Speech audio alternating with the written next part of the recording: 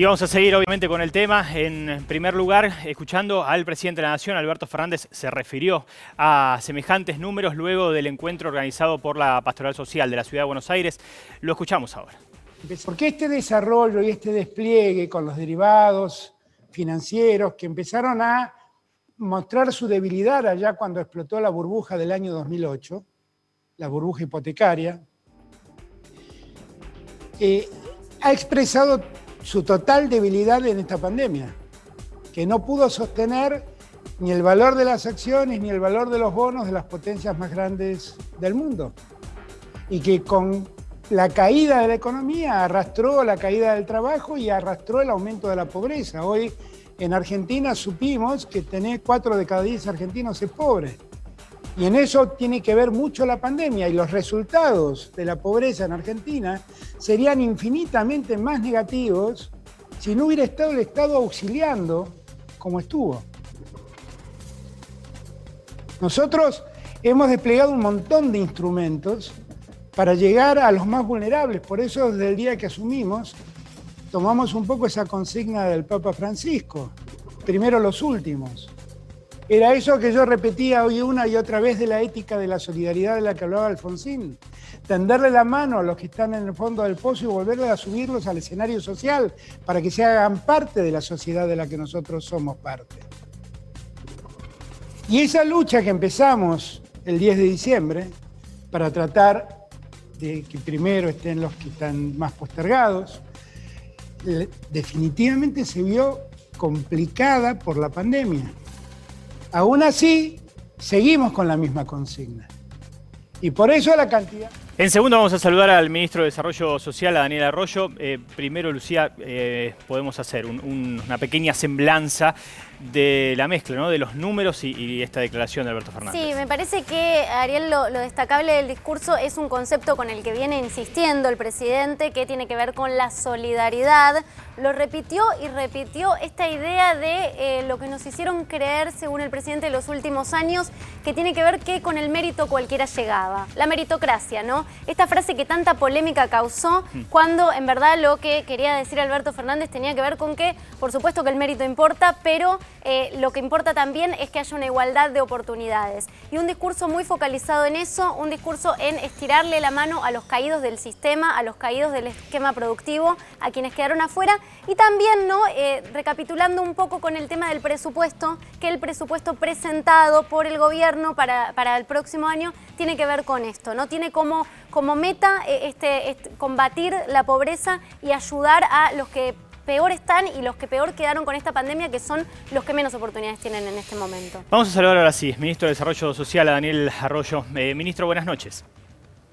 Buenas noches y un gran gusto. Cómo no. La primera pregunta es, hasta si se quiere, obvia. Con tanta exclusión, con tantos marginados del sistema, con tanta gente, con tantos argentinos que no pueden por más que quieran, ¿cómo se hace? ¿Cómo se hace para ser optimista en el corto plazo? Se hace llevando adelante, a mi modo de ver, 3 políticas para adelante. La primera es recuperar a los que se cayeron en la pandemia, a los que cayeron en la pobreza en el medio de la pandemia, ¿no? Tenemos el fenómeno de los nuevos pobres, las personas que perdieron trabajo, que se quedaron sin changas, que se complicaron. Primero es recuperar con trabajo en la construcción, en el textil, en la producción de alimentos, en la economía del cuidado y en el reciclado, en esos 5 sectores, recuperar los que cayeron en la pobreza en este contexto. Lo segundo es la pobreza estructural, y ahí hay que urbanizar los 4.000 barrios donde viven 4 millones de argentinos, que no solo es abrir calles, es espacio público, es tener piso de material, es llevar al siglo XXI una parte de Argentina que vive en el siglo XIX, sino que es un gran plan de empleo. Y lo tercero es que está muy demostrado, nuevamente, que la pobreza infantil es lo más fuerte en la Argentina. 56% de los chicos son pobres de 0 a 14 años. Tenemos que lograr que todos los chicos estén en sala de 3, 4 y 5 años. Ha habido mucha tarea del Estado en este tiempo, el IFE que llega a 9 millones de argentinos, hay asistencia alimentaria para 11 millones de argentinos, hemos generado claramente un colchón, hemos generado políticas para atender la situación social, para amortiguar la situación social. Ahora sí, todo es evidente que la situación es crítica y tenemos que resolver el problema de los nuevos pobres, de la pobreza estructural y de que todos los chicos realmente estén en el jardín en sala de 3, 4 y 5 años. Ese es un punto, ministro, ¿no? 56% de los menores de 15 años en nuestro país están en la pobreza. No debe haber un número más preocupante, incluido cualquier tipo de índice en nuestro país. Ha llegado el momento de un trabajo conjunto con distintas áreas, desarrollo social, pero también educación, entendiendo que en todo este tiempo una consecuencia posible es la deserción, que ya existía en la Argentina, deserción escolar, que esto no se agudice. ¿Cómo se trabaja fundamentalmente con esa tremenda masa de niños y de adolescentes que hoy están en la pobreza? Nosotros pusimos en marcha ya un programa que tiene que ver con primera infancia y con crear los EPI, los espacios de primera infancia.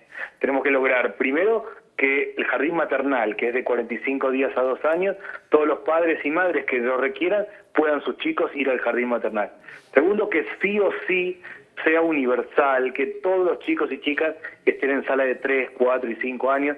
Hemos construido muchos de estos espacios, muchos son jardines comunitarios. Nos planteamos crear 800 nuevos jardines en los próximos tiempos con este objetivo de extender y de universalizar. Arrancar de lo básico es que todos tengan oportunidades. Ahí hay un tema clave. El otro tema clave son los nuevos pobres, son las personas que cayeron en la pobreza en la pandemia, y ahí la recuperación por el trabajo, como antes planteaba, es un punto determinante. La Argentina tiene 3 generaciones excluidas: un joven que no vio a su padre o a su abuelo trabajar. Ese joven o esa joven ya es mamá o papá, sus chicos, estos chicos de los que estamos hablando, ya nacieron, y tenemos que evitar realmente una 4ª generación de exclusión. Ministro, buenas noches. Bueno, su ministerio ganó poder, podemos decir, adentro del gobierno porque incorporó este registro nacional de barrios populares esta semana. ¿A qué obedece este cambio? ¿Hubo una lentitud en la urbanización durante estos meses? ¿Y cuál es hoy su objetivo principal, prioritario para los meses que vienen?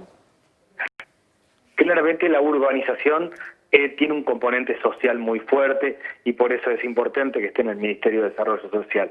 Nosotros tenemos 4.400 barrios donde viven 4 millones de argentinos hacinados, sin agua, sin servicios básicos. Nos planteamos urbanizar de a 400 barrios por año. Es una tarea 10 años, pero que la empezamos ya, y hay que urbanizar de a 400 barrios por año como una tarea que no solo genera, urbanizar es abrir calle, es piso de material, es espacios públicos, es un gran plan de empleo por un lado. Por otro lado, apuntamos además de la urbanización a lo que es el mejoramiento habitacional. Núcleos húmedos, mucha gente tiene vivienda y tiene que arreglar la cocina o el baño, que en gran medida tiene que ver con las condiciones sanitarias, y la piecita más porque justamente hay que evitar el hacinamiento. Entonces, mejoramiento habitacional. Y lo tercero es lotes con servicios.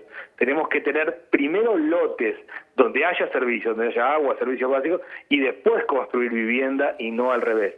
Urbanización, mejoramiento habitacional, lotes con servicios son el eje central que vamos a encarar. Desde el lunes se transfirió la Secretaría de Integración Sociourbana a nuestro ministerio, y vamos a poner mucho foco en esa línea. Sabemos que las organizaciones sociales tienen una tarea fundamental allí donde el Estado no llega, pero en los últimos días hubo algunos cruces fuertes, sobre todo pensando en la toma de Guernica en la provincia, porque se habló desde el gobierno bonaerense de organizaciones sociales que están impidiendo el ingreso del Estado allí en la toma para colaborar. ¿Cuál le parece que es hoy el rol de las organizaciones? El rol de las organizaciones sociales es un rol clave para sostener la situación social. Hoy hay 11 millones de personas que reciben asistencia alimentaria. No es solo los recursos del Estado. Nosotros volcamos 150.000 millones de pesos en asistencia en este tiempo, sino que también son las iglesias, las organizaciones sociales, las escuelas y el propio sector privado, que tiene un rol central y que ha estado a la altura y que ha colaborado realmente en este contexto de pandemia y de tanta necesidad alimentaria. El gobierno de la provincia de Buenos Aires creó una mesa de diálogo en Guernica. Hay situaciones críticas, siempre hay tensiones, pero el diálogo es la salida. Creó una mesa de diálogo, nosotros estamos participando, un equipo especializado que tenemos en el tema de toma de tierras en nuestro ministerio está acompañando esa situación. Es el diálogo, la salida claramente, y es con las organizaciones sociales, con las iglesias, con los vecinos de cada lugar. Ministro, la última, agradeciéndole desde ya. Entiendo que es difícil proyectar sobre los números, e increíblemente en nuestro país alguien llegó alguna vez a ser presidente prometiendo pobreza cero. Más allá de eso, con lo que estremece el número 40,9 de pobreza en nuestro país, ¿se puede hablar de proyecciones, de metas, de objetivos de aquí a algunos meses, bajarlo a un número? ¿A qué porcentaje podría bajarse la pobreza para empezar a ver esa reactivación, para empezar a ver esa mejoría? ¿Con qué porcentaje ustedes empezarían a estar conformes de aquí a unos meses, a un semestre? En el medio de la pandemia es muy difícil proyectar y dar números. Los datos del INDEC son del primer semestre y son 2 trimestres totalmente distintos. Sí. El primer trimestre del año la pobreza estaba bajando, estaba mejorando la situación, la tarjeta alimentaria estaba impactando fuertemente. El segundo trimestre, que es abril, mayo y junio, es el de mayor cierre de la actividad, que es el mes donde el INDEC también informó que cayó 19 puntos el Producto Bruto Interno, que la desocupación subió al 13%.